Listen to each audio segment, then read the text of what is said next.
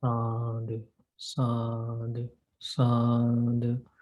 Namo tassa bhagavato arahato samma sambuddhassa.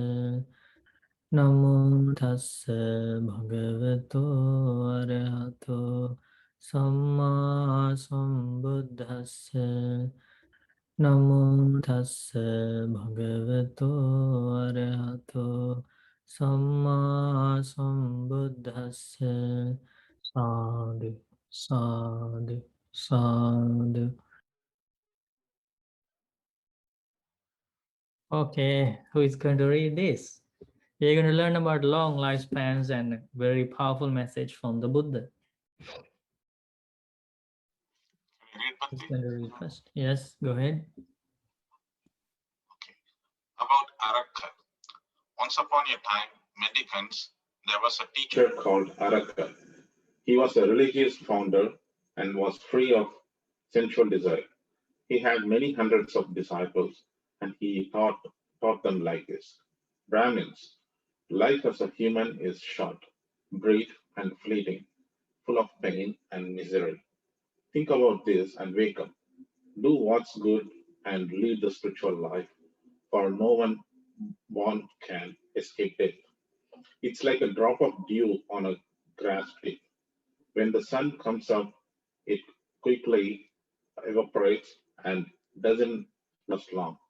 In the same way, life as a human is like a dewdrop. It's brief and fleeting, full of pain and misery. Think about this and wake up. Do what's good and lead the spiritual life, for no one born can escape death. Okay, good. Thank you. Who's going to read next? I can, Bante. Okay, so see these three dots? That means you have to fill in something. So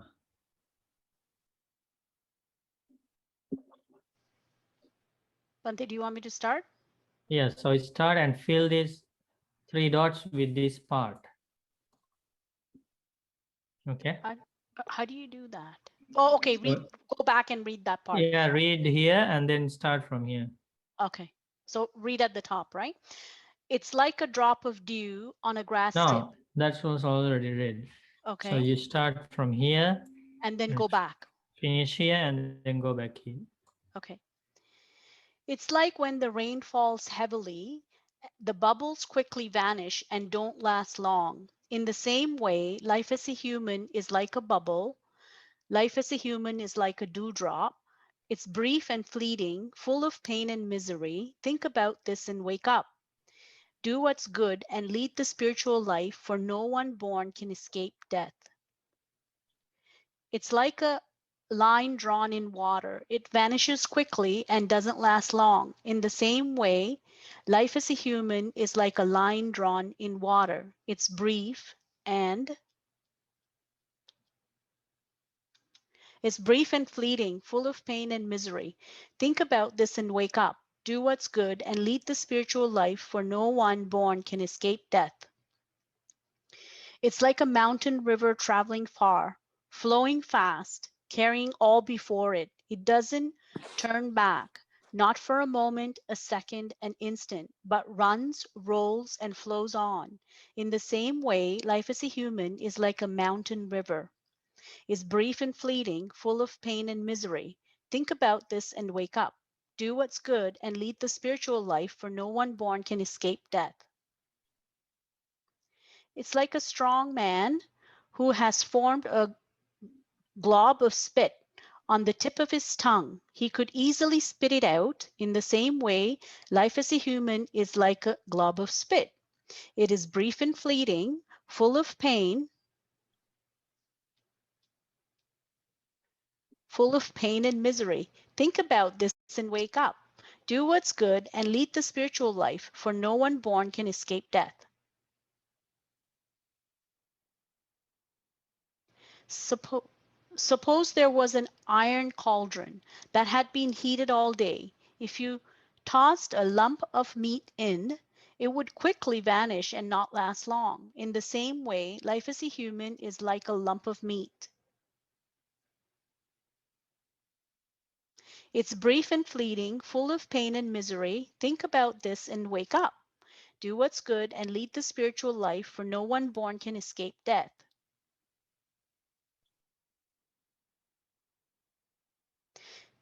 It's like a cow being led to the slaughter. With every step, she comes closer to the slaughter, closer to death.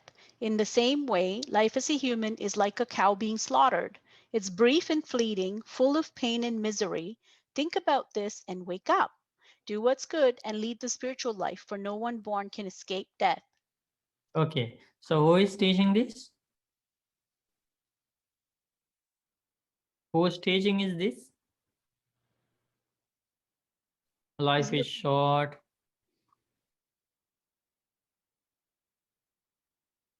Life as a human is short, brief, and fleeting, full of pain and misery. Who's, Araka? this is the teaching of the teacher Araka. Araka, right? Yeah. And he has many Yes, hundreds of Araka. disciples. Was he a Buddha? He was not a Buddha. He was a Brahmin. He was a Brahmin religious teacher, okay? And this was his teaching. He didn't know about the Noble Eightfold Path. He didn't know about the Nibbana. And this was, but he was a religious teacher, and this was his teaching. And now Buddha is revealing one of his own past lives. This Araka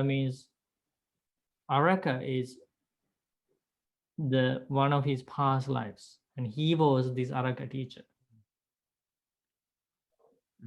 Okay, with many similes.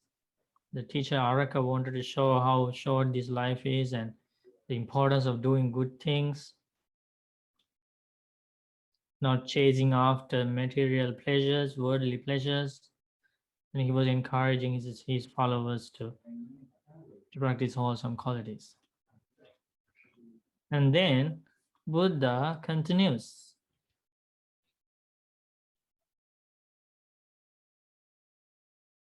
Who is going to read? Did you want me to continue, Bante, or someone else can take Someone over? else can continue? Yep. I can read Bante. Mm-hmm. Now, mendicants, at that time, human beings had a life span of 60,000 years. Okay, let me pause. Okay, pause. So, what is the lifespan of human beings? 60,000. And what is the teaching?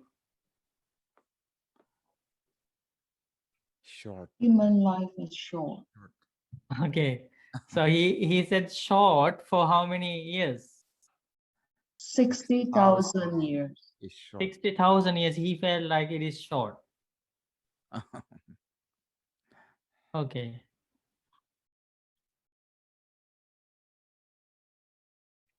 Yeah, now you can continue.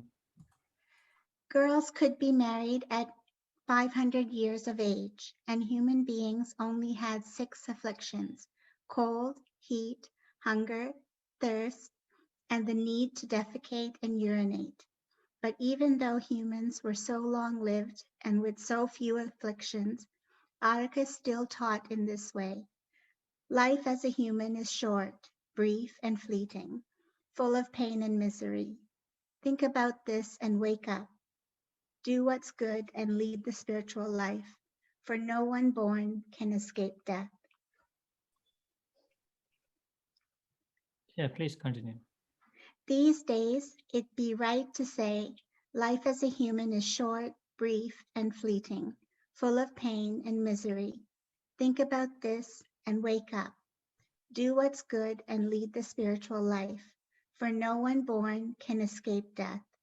For these days, a long life is 100 years or a little more.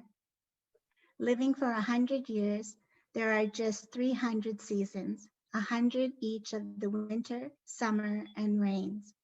Living for 300 seasons, there are just 1,200 months, 400 in each of the winter, summer, and rains. Living for 1200 months, there are just 2400 fortnights, 800 in each of the winter, summer, and rains. Living for 2400 fortnights, there are just 36,000 days, 12,000 in each of the summer, winter, and rains. Living for 36,000 days, you just eat 72,000 meals, 24,000 in each of the summer, winter, and rains, including when you're suckling at the breast and when you're prevented from eating. Things that prevent you from eating include anger, pain, sickness, Sabbath, or being unable to get food. So mendicants, for a human being with 100 years lifespan, I have counted the lifespan, the limit of the lifespan, the seasons, the years, the months, the fortnights, the nights, the days, the meals, and the things that prevent them from eating. Out of compassion, I've done what a teacher should do, who wants what's best for their disciples. Here are the roots of the trees. Here are these roots of trees, and here are these empty huts. Practice absorption, mendicants. Don't be negligent. Don't regret it later. This is my instruction to you. Okay, so these are the numbers. So now you can do your own table. You can reduce the days you have already spent, and you can also count the remaining days. Also, you can count the remaining meals that you are going to take. Then you can see how short it is. And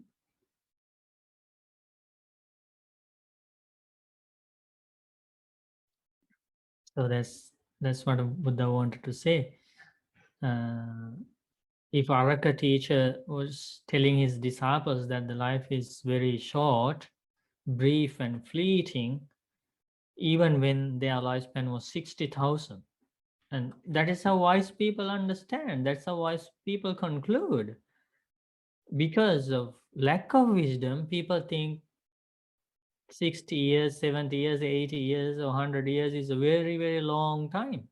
And they fight with each other, quarrel with each other, they kill each other, thinking that they have a very long time to live. That's because of the lack of wisdom. But the wise people, even when the average lifespan is 60,000, they think we have to leave this world soon. We will die. The life is very short, brief, and fleeting. It's because of wisdom.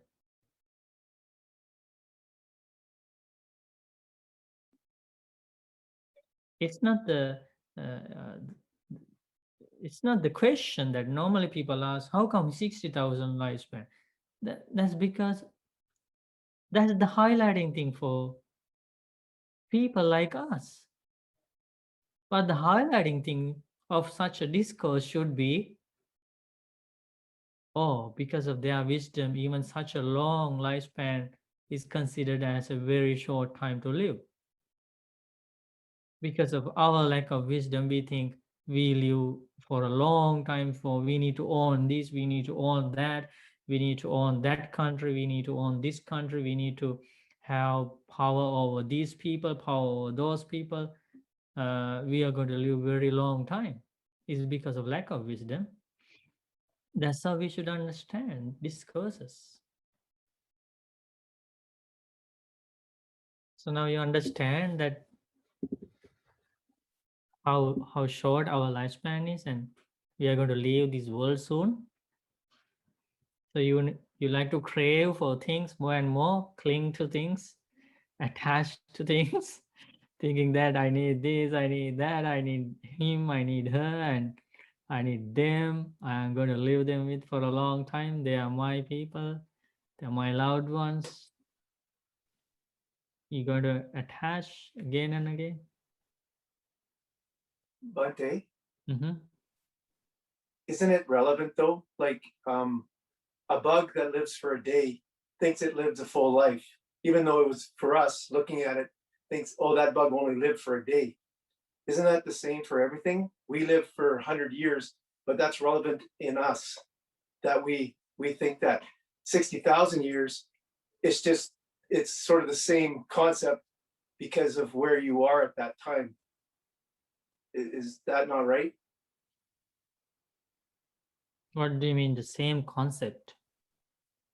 Well, the bug that lives for a day thinks it lived for a whole lifetime. It doesn't realize that there's some entity living for 100 that thinks, well, you only Mhm. lived for a day. Yeah. That's a good way of understanding it. And they have no idea that, because some mosquitoes, they have only like 7 days, I guess. Their lifespan lasts for 7 days. And they cannot even imagine that there are other beings who live for 50 years or 60 years. They have no idea about it. But see, you can see this different lifespan right here. Some creatures live only for a day. Mosquitoes' lifespan is very short, and there are other creatures like that. So in the same time period, we see this big difference between different creatures, different beings' lifespan. So yeah, so it is a cycle, and it goes up to 80,000.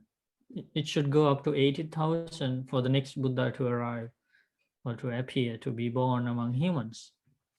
But before that happens, it should start with, like, it should go from the cycle now is going down. In the time of the Buddha, the average lifespan was 100 and between 100 and 120, but now it has declined. And to decline up to 70 or 80 or whatever, how many years has taken?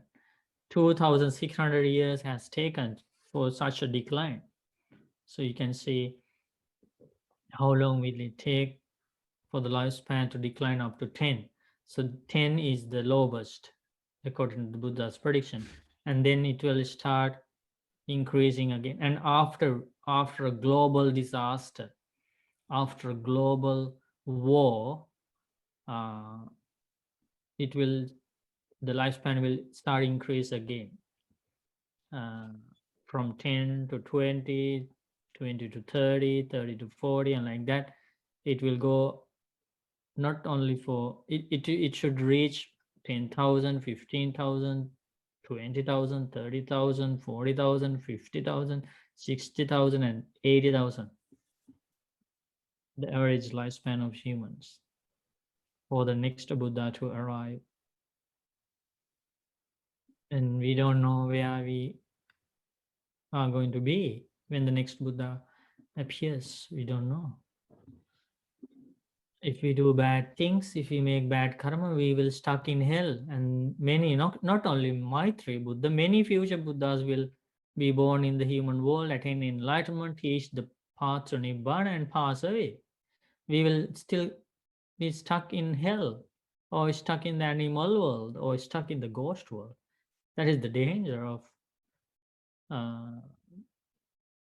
missing this opportunity. We don't even know, like, what will happen to us tomorrow. So how do we know where we are going to be when the next Buddha is born in the human world? There are so many places to be born, and we don't decide that place. It's our karma, right? So this is the only opportunity to get the assurance that we are not going to fall into a miserable place of rebirth, and we are going to be secured in the company of Kalyanamitas, noble friends. This is the only opportunity.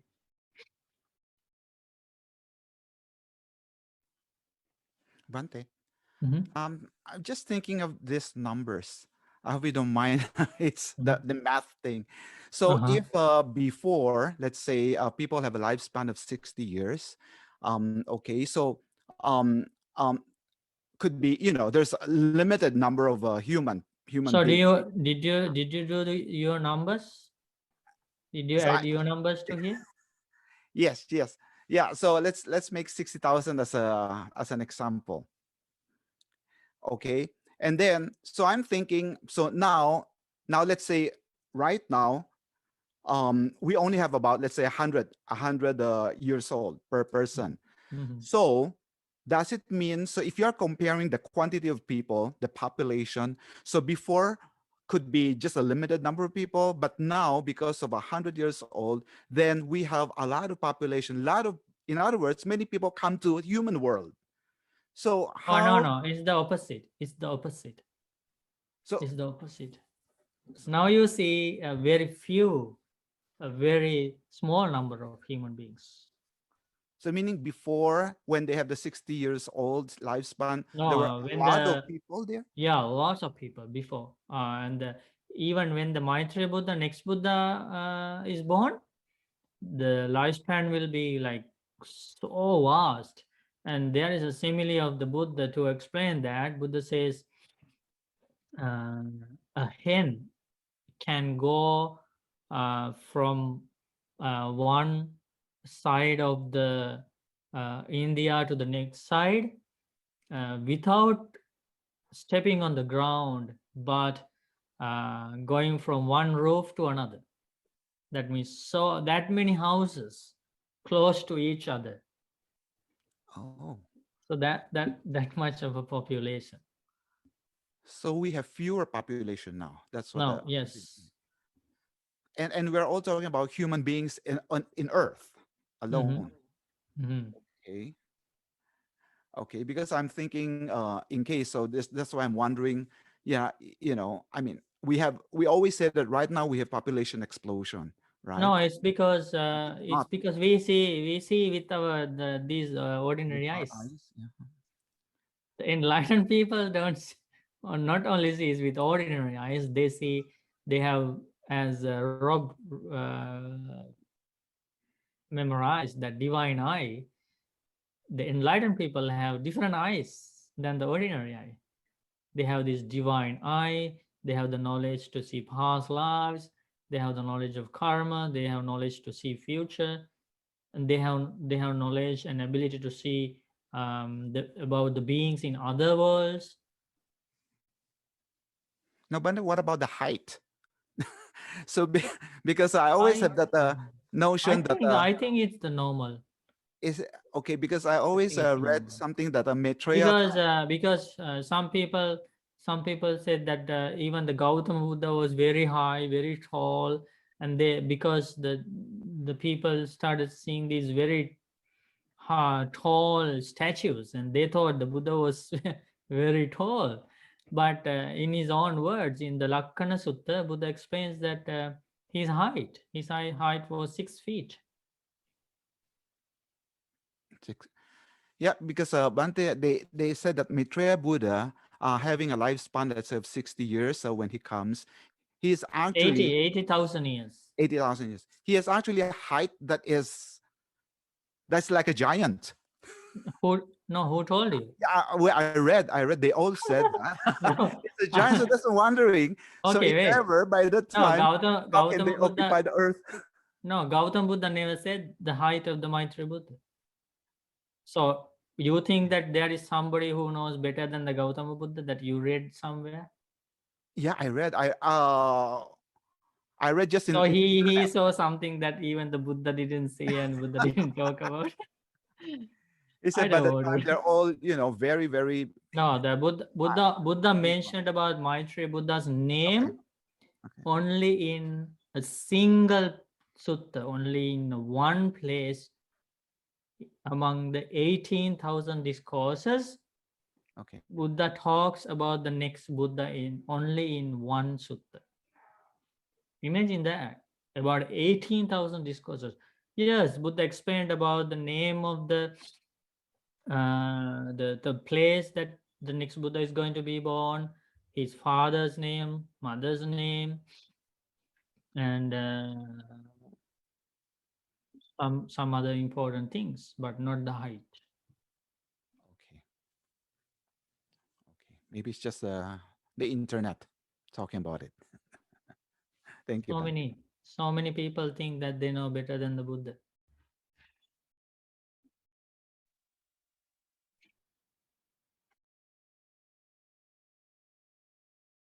Okay, so any other questions before we go to another sutta? See how many see the amazing things. Don't we learn amazing things when we read these suttas? Don't they give powerful lessons to us? Like we Yes. never imagined that the 60,000 years was considered as a short life. But now we have learned that if wise people considered even the 60,000 lifespan is short, very short, brief, and we should do good things because we are going to leave this world. We are going to leave everything behind. We are not going to take anything with us to the next world. We shouldn't hurt others. We shouldn't harm others. We shouldn't kill others. We shouldn't steal. We shouldn't cheat others. We should do good things because we are going to leave soon. If that was the wise people's advice, let alone with this 100 or 80 lifespan, right? Isn't that a powerful lesson? That's the lesson. That's the lesson. So we are very fortunate to learn these lessons of wise people, aren't we? Bante, there's another sutta that I always bring to mind. Buddha says that think that your head is on fire and you run to a well of water to put this fire out. We should have that expediency to study the Dhamma to end this cycle of suffering. He says it's so rare. And another place he mentions is the blind turtle in the ocean, right? Yes. That comes up once in 100 years to get a human Yeah. life. Is so Yeah. rare. Yeah. So to gain a human life, even it's harder to gain a human birth. That's the Exactly. the second simile is about. And but in the first simile, there is another important part of that sutta Sutta. that Buddha teaches how much effort and how much attention you make to put off that fire that's burning you. That much of effort you must make to become a sotapanna, Exactly. Yeah. to attain the first stage of enlightenment. Enter the stream. Yeah. Yeah, because we don't know the end of our lifespan. We don't know because it's out of our control, and we don't know whether it is going to be over tonight, tomorrow, in next week, next month, in 5 years, 10 years. We don't know when our lifespan is going to over. It depends on our karma. Yeah. Karma of past lives, karma of this life, And Bante, karma of not killing humans and animals give you a long lifespan. Karma of killing humans and living animals gives you a short lifespan. And so it's basically depends on your karma, and you don't know when that happens. And the other important point is, Bante, even if we live 80 or 100 years, the latter half of our life is not as healthy. So one should always keep in mind to practice the Dhamma with even more urgency in every moment, so that when you reach that latter half, you would have established yourself in the stream entry. Because I saw my mom going through Alzheimer's, and that was a teaching moment for me. Right? I mean, I started the Dhamma when Tati passed Yeah, away. if Right? we So, grow old without the Dhamma, without meditation practice, without vipassana knowledge, Without Dhamma knowledge, if we grow old, as you said, not only our physical, the features become weaker, the mind is also becomes weaker. Mhm. If we grow old like that, we spend, if we spend the time thinking only about food, about drinks, about clothing, about vehicles, about houses, about beautiful things, about music, about owning this, owning that, about greediness, and if we spend our time only thinking about this, and if we grow old, it will be very difficult for another Kalyanamitta or another monk or nun to communicate the deep Dhamma with that person. And Mhm. that's, I totally agree with you, and we have experienced that as monks. The people who grow old without the Dhamma practice, is very difficult for other people who know the Dhamma to share the Dhamma with them, because their mind has become very weak. Yeah, it's a wasted life. It's very sad. It's very sad. But on the other hand, we have seen people who have grown old with the Dhamma.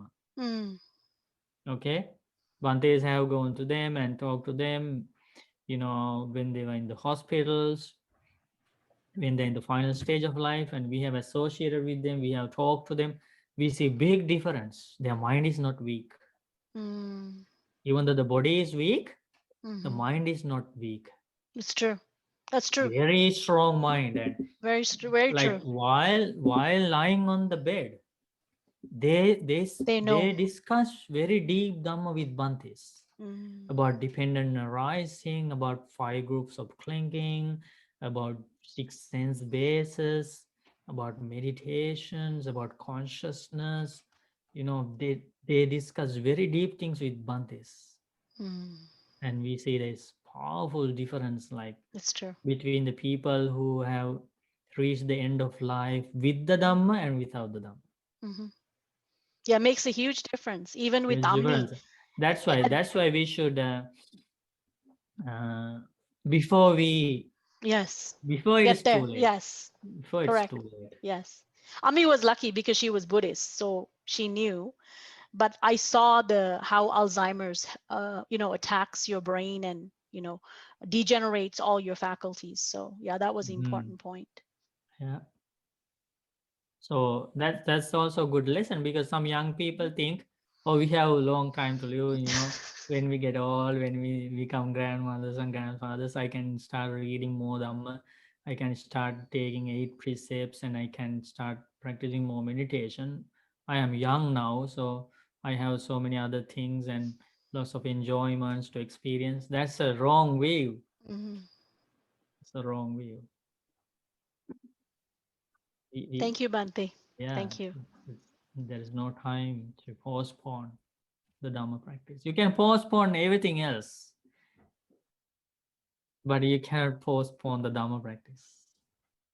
But normally the ordinary mind asks you to postpone the Dhamma practice and do other things faster and faster, quicker and quicker. It should be the opposite. You should not postpone the listening to the Dhamma, reading the Dhamma, studying the Dhamma, observing precepts, practicing meditation. That's the thing that we should not postpone. Other things you can postpone.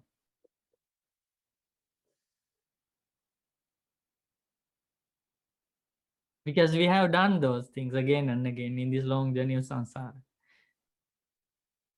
So why not postpone? You can postpone in this time. We have done them repeatedly in past lives. I mean, we are still not satisfied. The only thing we haven't done is the attaining Nibbana, following the Dhamma path.